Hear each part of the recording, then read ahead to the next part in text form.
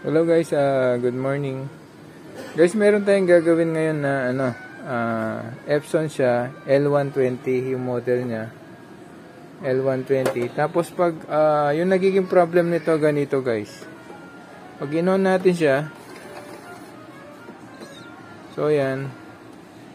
Ayun, nagbi-blink pati yung error. Nagbi-blink itong triangle niya, so meron siyang error. So, pan-checking naman to guys, hindi siya reset eh. So, na-stock to sa bahay. So, parang nagka-problema siguro yung mechanical nito sa loob. So, pan-checking naman dito. So, wala naman siyang barado. So, gawin guys, umpisa na natin siya. So, tara guys. Bubuksan ko na siya. So, ito, nagre-red, ano pa rin siya, error. So, gagawin natin, papatay na natin siya. Ayan. So, pinatay na natin siya. So, ngayon, umpisa na natin siyang buksan. So, pag nagbubukas nito dito, guys, ito yung uunahin nyo dito sa gilid. Ayan, tapos yung sa kabila.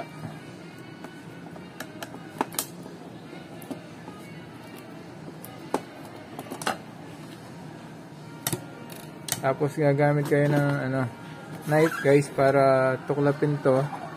So dito, as dito sa ilalim. Yan.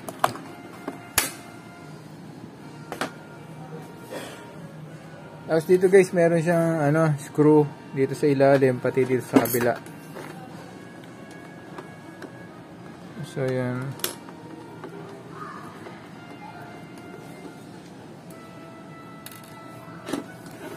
Tapos dito rin.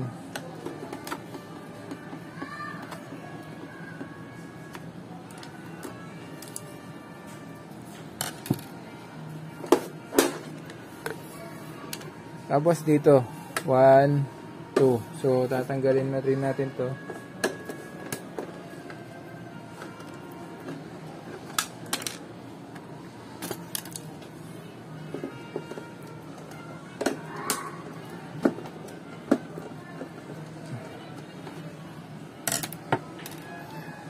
So, tapos gagamit ka ulit ng pantuklap sa kanya. So ito siya. So insert mo siya dito sa gilid sa ilalim. Yun.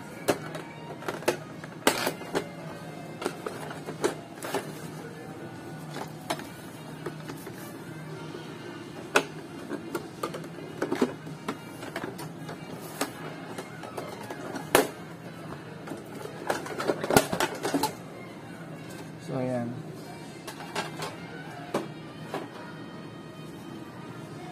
So, dito guys, observe natin siya. Kung ano nagiging problem niya. Dali lang.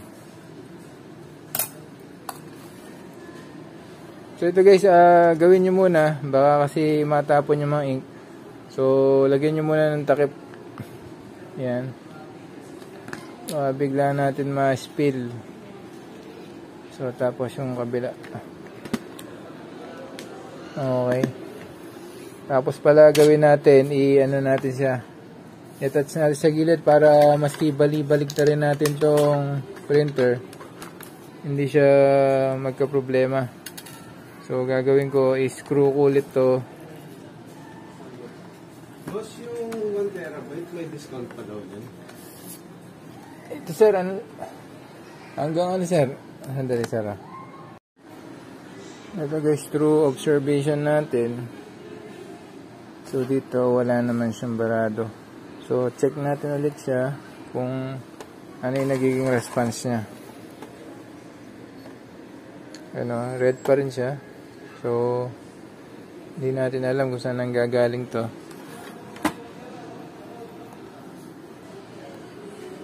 So check natin kung pwede natin long press to.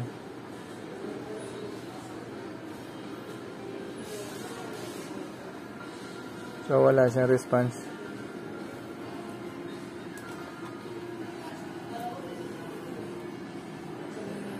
Okay guys.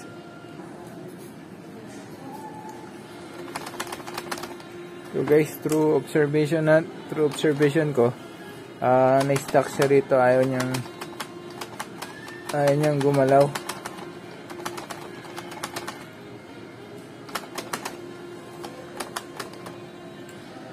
So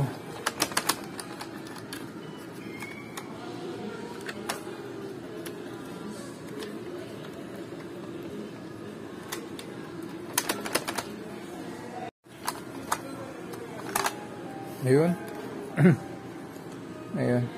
Try natin isindi ngayon.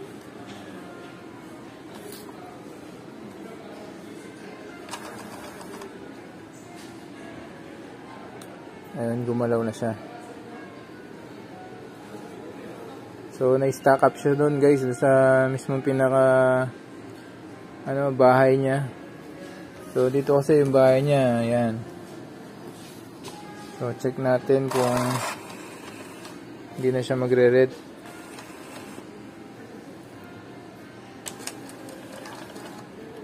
Ayan.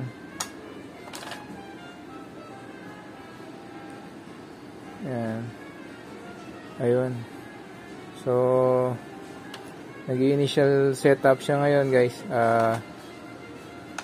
So, yung nagiging problem niya pala kanina guys, so, stack up siya rito. So, sa katagalan siguro na hindi nagagamit to guys, medyo na-stack up yung pinaka-mechanical niya rito. So, ginawa natin, ipinul natin. Pinul natin yon para yung pinaka-lock ng pinto nito, ito meron siya rito. So, parang iano nyo lang para makaraan to, para madusog doon. So, meron siyang harang doon. Kasi yung ginagawa nito guys, itong pinaka na to, so ini-insert niya yung pinaka lock niya papunta roon sa loob, kaya ito hindi makadaan papunta rito. Okay, so ang ginawa ko, hinila natin doon, hinila ko siya papunta ganon, tapos ini-slide ko siya rito. So yun ang nangyari guys. Medyo na shortcut lang ng konti, pero at least guys, ito working siya. So hangga't hindi stable to guys, hindi natin malalaman kung wala na siyang error. So pag nag-stable yan guys, check natin kung yung printout niya working. So yun, stable na siya. So ibig sabihin normal na yung nito, normal na yung mechanical niya. So sa printing naman tayo.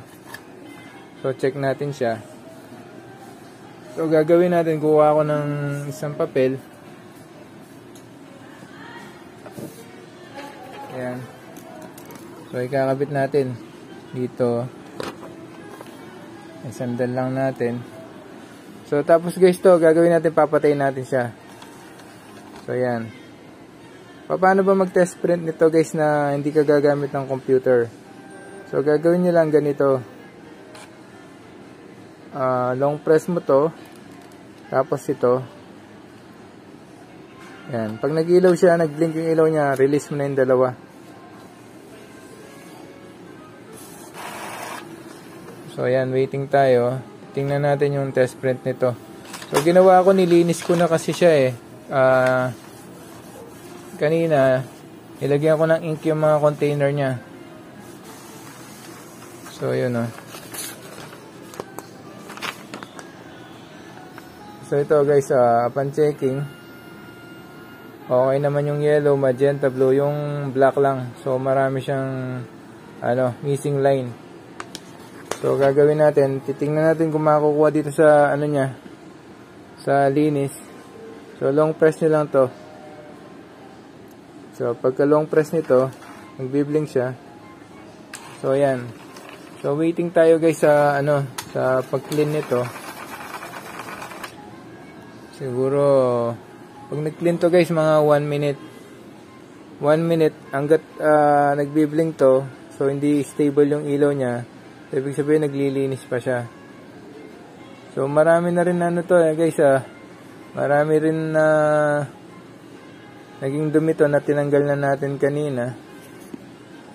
So, sayang naman kung may stock lang sa bahay, kasi Nagkakalaga din to ng kulang sa 6,000 yung printer nito guys. Tapos kagandahan pa nito, Epson siya. So refillable na siya. Okay. So waiting lang tayo ng konti para makita natin guys kung yung printout niya. So maging normal, mawala yung mga missing line niya. Eto.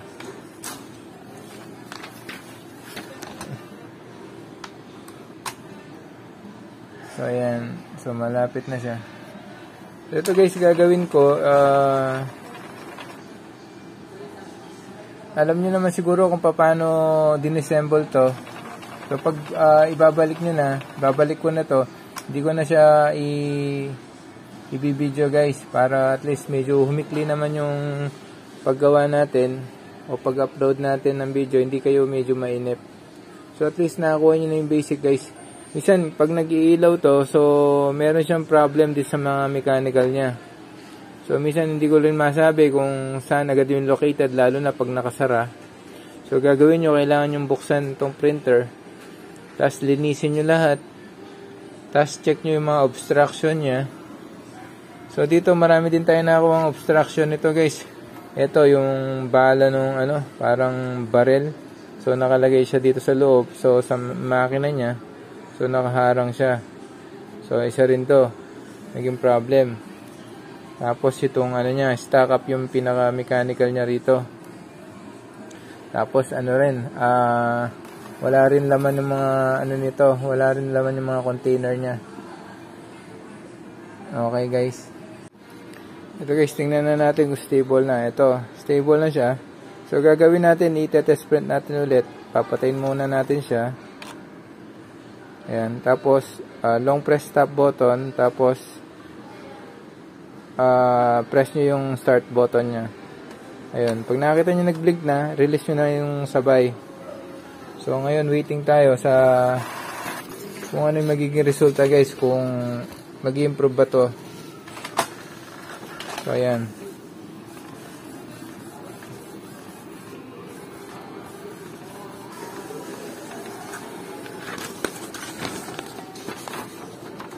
So ito guys, upon checking,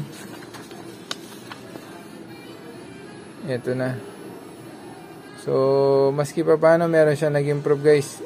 Ito yung latest ito yung dati niya. So ito maraming butas-butas. So ito konti pa. So ayun guys, ganun na lang gawin nyo. Medyo head clean nyo lang siya sa system clean. Para matanggal yung o kaya kung hindi talaga matanggal, gamitin nyo na lang, guys sa kalaunan o katagalan. Pwede mag-improve yung printout nito. Lalo na ito, hindi nyo naman gagamitin pang Xerox. So, pwede kayong gumamit ng high quality guys. Pag magpiprint na kayo, iset nyo siya ng high quality yung printer nyo para maganda yung printout nya. Kasi pag hindi nyo ginawang high quality, meron siyang missing line. Ayun guys, ganun lang yung pagre-repair nito. So sana nagustuhan nyo yung tutorial natin. Huwag kayong magsawa sa panunod guys. Tapos paki-thumbs up na rin guys. Malaking tulong din to sa akin. Lalo na sa mga future na gagawin natin ng mga video para lalo tayong maraming matulungan. Tapos kung guys, kung pwede nyong i-visit yung mga ibang tutorial natin para at least makita nyo kung ano yung mga iba pa natin ginagawa ron. Malay nyo, isa sa mga unit nyo ay nandun yung kung paano yung procedure ng paggawa. Okay guys, thank you and God bless sa inyo. Bye.